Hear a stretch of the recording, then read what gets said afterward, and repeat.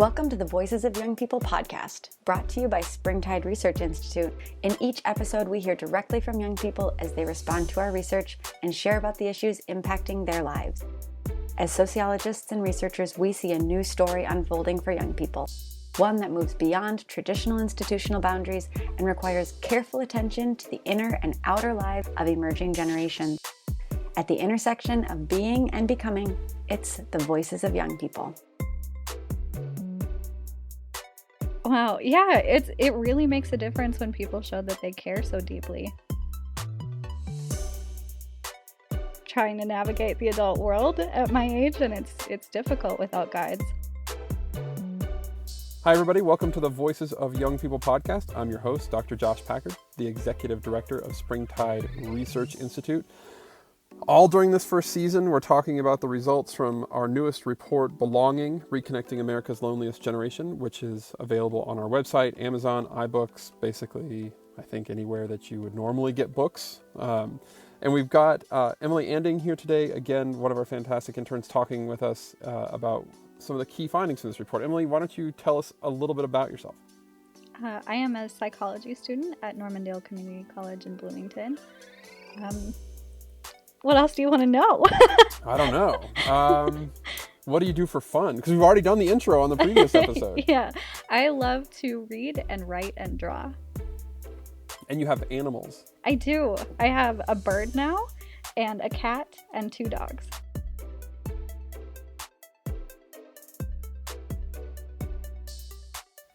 Okay, if you're going to get a bird, what is the right kind of bird to get?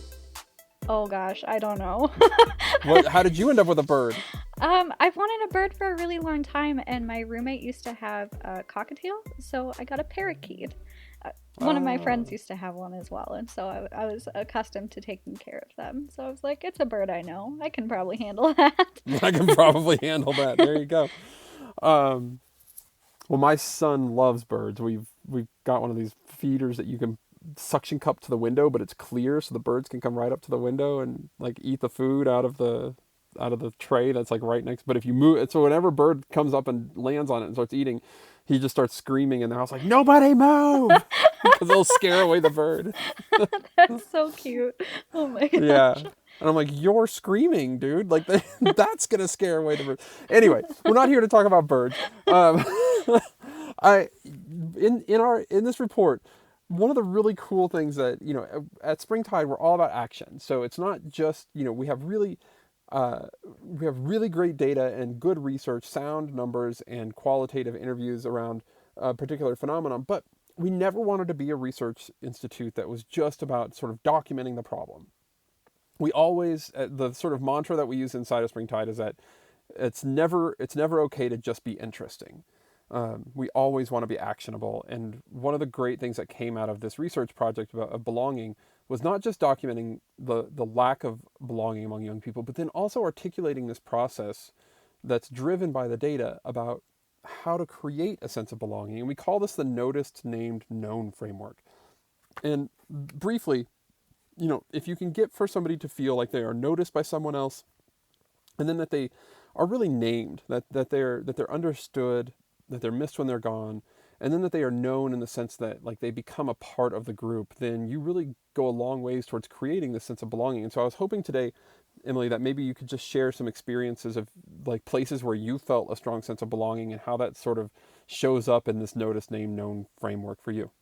Yeah, I think the place I've found the strongest sense of belonging is at school, and specifically in my psychology class. I've taken 5 classes now with the professor that I have, Andy Tix, and I feel just very seen and understood. And like you said, missed. If I miss class or something, he always reaches out with an email to make sure that I'm okay. Like we're in contact a lot, which is really nice. Yeah. I remember my first year, and I was a first-generation college student myself, and I remember the first semester that I was at college, I accidentally overslept or I was sick or something. I can't remember what it was, but I didn't go to my intro to philosophy class, and my advisor happened to be teaching that class, and he called me in my dorm room to find out where I was, and I was just so stunned that there was somebody. I never missed another class of his after that. Wow. Yeah, it really makes a difference when people show that they care so deeply. Tell me about the power of because we heard young people talking about this a lot, and I'm curious about how you see this, how you respond to this notion that simply acknowledging your presence in a space has this impact or this effect of making you feel more accountable or making you feel like you're a part of the group.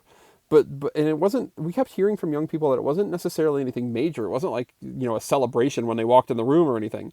But it could be as simple as a touch on the shoulder or saying hello when they walked in. I mean, tell me about how that might show up. I think it makes you feel like you're not a ghost. Like, you not only that you matter, but that you have matter. Like someone else can see Hmm. you and really cares about what you have to say and your input, and that acknowledgement that, like you're seen and what you have to contribute is important. Yeah. Is that being seen? Is it a common thing, do you think, for 13 to 25-year-olds? I mean, have you ever felt unseen? I don't think it's very common, and I think You if don't think it's very common to feel seen? yes, I don't think it's Yeah. very common to feel seen, and I think it's probably more common to feel seen incorrectly as well because Huh. as you're growing up, it's so hard to build your identity. And so you're not even really sure of who you are. And so someone seeing you authentically is difficult because you're not even sure of who you are authentically. Yeah. And sometimes it seems like a lot of times adults can make guesses, or maybe judgments is too strong a word. I think guesses might be the better, of like who you are based on what they notice about you, or based on what your appearance or what they know about you from previous, and that may not, you're saying that may not be who you actually are. They put you in a box that maybe isn't your box. Yeah, guesses and projections, I would say. Guesses and projections, good. Yeah, I like that. Guesses and projections. What, tell me about that. I mean, how does that make you feel when people, like, they're noticing you but maybe not in the right way? I think it makes me feel fake in an odd way, or like people don't really care enough to listen enough to uncover like who I actually am. Because Hmm. I mean, I'm deeply introverted and I don't talk very much. Like, I'm generally pretty quiet and content to listen to others. And I think you hit routines in friendships and relationships where people get so used to speaking that they don't listen as much. And so it's like, once in a while, my friends will say something like, "Oh, I had no idea that was, like that happened to you, or that was a part of you, or whatever." And it's like, "Oh, well, I guess I like didn't really talk about it, so I don't know." Yeah. Stuff like that. Yeah, I think that's such an important, that notion of listening is really key. One of this notice, name, known framework was one of the things that really came out, as young people were telling us about their experiences with adults who were really important in their lives. Not so much friends, because, like you said, friends come with all kinds of their own problems. That it's its own unique thing. But the sense of belonging, and certainly, I think it's probably impossible to have a sense of belonging with a group if you don't have friends there. But it was the adults who kept making the difference over and over again. Um, but it's hard to find adults who do that genuine listening Yeah, that you're referring to. yeah, definitely. I don't know that I've found many people outside of like my sphere at school. Yeah. Were there any? I mean, including family members, have you been able to encounter? Have you been fortunate enough to encounter any adults that really you felt like sat down and listened to you and gave you that sense, that feeling of belonging? I think my sister most deeply. My sister and I are 12 years apart, so she's 12 years older than I am. And so she kind of helped raise me in a way, and I've always felt like seeing her not only as a sibling but kind of a parental figure and as a guide. And so she's always understood me better than anyone else because we shared so much of our childhood and stuff like that. And so the parts of myself that connect with her, I feel, very strongly about. And I think that connection makes me feel like I belong. Yeah, but that's not a big list. Like, that's one person. Yeah. And you mentioned your professor earlier too, so that's two. Yes. Yep, and it's all with older adults. It's generally not my peers at all. And I think that has to do a lot with discussions about depth as well. Like I feel like it's very hard to have a discussion with any depth with any of my peers. Like we were talking about earlier, when we talk about religion, it's kind of hard to get into like that nitty-gritty hard stuff to talk about. People kind of want to distance themselves from that. And so it's hard to have really deep conversations that are the most fulfilling.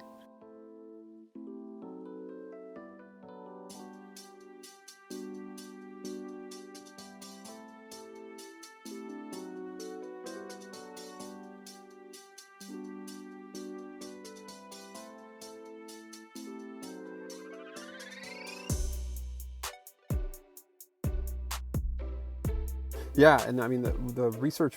Unfortunately, the research is pretty clear that having, you know, the number we keep tossing out there is 5. Like if you really want to create a place where young people are thriving, what you need to do is get them connected to 5 trusted adults. So that can include family members, older siblings in this case, parents, grandparents, but also, you know, if you're at a church, that includes pastors and volunteers, etc. If you're at a school, that would be, you know, teachers as well as administrators. But if you can get to that number of 5, we saw the impacts of isolation and loneliness just drop off a cliff. I mean, they were just, it's like nobody felt isolated if they had 3 or 4 or 5 adults in their lives. But when you've got, I mean, like you're explaining, like when you've got 1 and now maybe 2, I imagine it's much harder to stave off those feelings, huh? Yes, definitely. And so you can find yourself sort of feeling disconnected a little bit. Um, how do you figure? I mean, I'm curious. Without, you know, when it's just you and your sister, like, how do you figure anything out? I mean, like, you know, I think a lot of people listening to this podcast would have the sense of, like, when they look back on their own lives, it was a series of trusted adults, guides in their life that helped them navigate. How did you make it through? Yeah, it's been really difficult, and I think we're both more self-reliant and independent than a lot of people in our age brackets, you know, and that in an odd way distances us from our peers as well because we seem so Hmm. much older because we've had to, you know, like just take on more of the world at once or earlier than a lot of other people have. So in some ways, it's like having those trusted adults actually would have allowed you to be a kid when you were a kid. Yeah, And definitely. have more of those like peer relationships too. That makes, because you were, I think, are you saying that like now the things that you're concerned with are just things that your peers are just not concerned with, or they haven't had to deal with yet? Yeah, absolutely. You know, like I don't have any parent figures anymore because my mom and my grandparents passed away and I just knew my mom's side of the family. And so it's basically just me and my sister. So I'm, you know, like trying to navigate the adult world at my age and it's difficult without guides. Yeah, which is probably something that your friends are not necessarily doing at that same level. Right. Well, and they, you know, they go out and party or like I mean not now with the pandemic. Right. But, you know, they'll go out and just the things that they're involved with or their relationship drama or whatever is so different than what Hmm. I'm going through and like dealing with my house and my mortgage and like all this stuff that like not many people younger than 25 deal with. Yeah. Yeah, it's a really good point. I don't think that we had yet, like, I hadn't thought about that yet, about the way that the role that, you know, being connected to adults plays in also like letting you do what I would say is like appropriate normal life development stage and not getting too far ahead of yourself and quote unquote growing up too fast, and not like you had a choice, but it certainly would have maybe been different and maybe better in a lot of ways if you had had that guidance, if Yeah. you'd been able to have that kind of guidance from multiple sources, you know, all the way along. Hmm. Well, yeah, thank you for helping us to consider that perspective. The one of the last points I'm sort of curious about here is that, you know, when I go out and talk about this stuff and I tell, a lot of times I'm on stages and I'm telling like a room full of adults, like, hey, we've got lots of data here that suggests that, you know, young people really need and want relationships with you, and they don't want your programs, they want your relationships, and this is how you can do it. And you know what they always say to me? They say, but they're always on their phones. They have plenty of connection. They're always on their phones. And I'm like, yeah, I don't think that's the same. So what would you say to an adult who's like, well, they seem to have all the connections in the world. Why on earth would they need us to do that work for them to make them feel a sense of belonging? I think it goes back to what I was saying about depth. So when you Mm, have, you know, those connections with peers or whatever and you're texting, it's you don't get those conversations as often and you don't get to step outside yourself and grow. And so you just kind of stay rooted to the spot. And guiding adults like that provide a space to grow and think beyond yourself and kind of step out of that. Yeah, I love that idea of in some ways they're challenging you. Yeah. Yes. In a way that maybe you just don't get in a 240 character tweet or or even a text, even a long text chain with a friend. Like you're right. Like I think about the digital relationships that I have. Like I get angry sometimes, but I don't get challenged really. Yeah. It's not like I get like a really nuanced new perspective that comes through over Facebook. Yes, exactly. Well, Emilie, thank you so much for being here, for being a part of this inaugural season and for part of our class of interns. I'll put out there for anybody who's interested, we've got a call for summer and fall interns at springtideresearch.org. If you're interested in doing this kind of work, being a part of these conversations with us. So you've got roles for social media, for writing. We've got data collection, analysis, all kinds of things. We've got a lot of really great projects coming up on the horizon here. We've got a book coming out this summer about the kinds of values that young people want to see in organizations where they're a part of. And later in the fall, we'll have a national study again that'll come out about the state of religion in young people, which I'm really looking forward to exploring more about these kinds of topics that young people care about and are deeply engaged with, and getting to see more of the sort of freshest, newest data around those things. Visit springtideresearch.org to hear more voices of young people and to download our latest research report, Belonging: Reconnecting America's Loneliest Generation. Sign up for our newsletter and be the first to learn about our upcoming research and ways to take action in your own communities. Today's show was produced by TJ Birnbaum with original music by high school student Christian Unthank. Special thanks to our guests today and all the young people whose perspectives and insights make our research possible. Remember to find us on social media at We Are Springtide and share your own story with the hashtag ShowUpForYoungPeople. Thanks for listening.